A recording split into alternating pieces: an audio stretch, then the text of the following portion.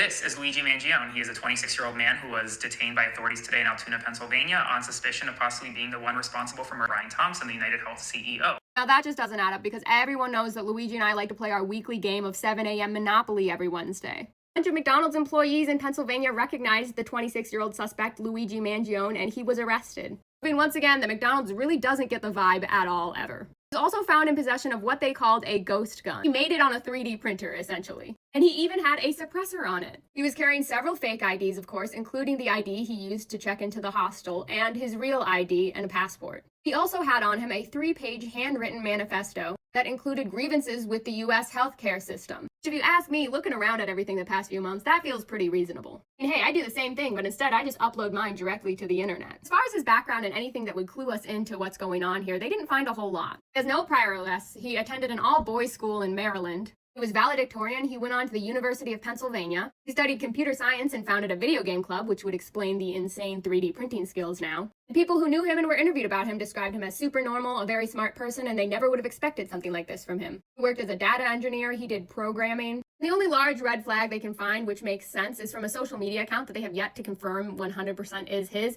in which he reviewed, I'm not going to say it out loud, but this. And the math does math in the words of the review here. He said when all other forms of communication fail, is necessary to survive.